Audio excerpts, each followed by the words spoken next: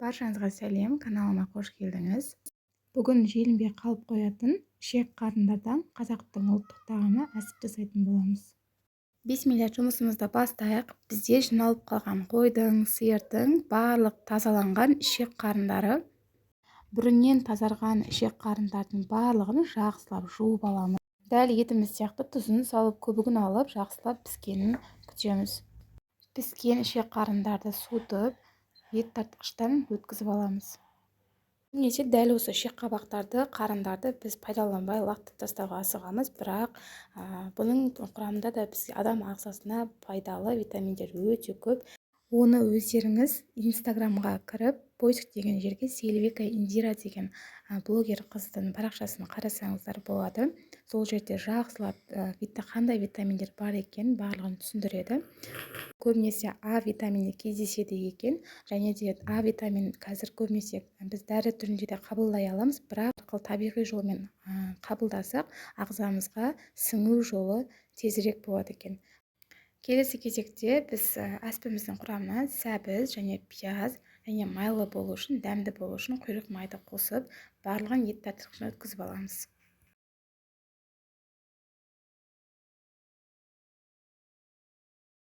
Барлығын ет тартқыштан майдалап өткізіп алдық. Енді дәмдеуіштерді қосайық. Дәміне қарай тұз, зіра, қара бұрыш және паприка немесе қызыл бұрыш қоссаңыз болады. Және де алдын ала жуылып тазартылған күрішімізді салып, барлығын бір келге етіп араластырып аламыз. Қалауыңызша кез келген зелен түрін салсаңыз болады. Негізінде аспының кейбір түрлеріне бауыр, өкпе, жүрек сондай органдарды да ет тартқышта өткізіп қосады. Менде бірақ ішек, қарын, сондай қарта деп айтамыз ғой, қойдың сондай бөліктері. Солар көп болғандықтан оларды қоспай тек өзінен жасадым. Ал енді аспіні дайындау үшін осындай қасы тығатын жылқының ішегі керек.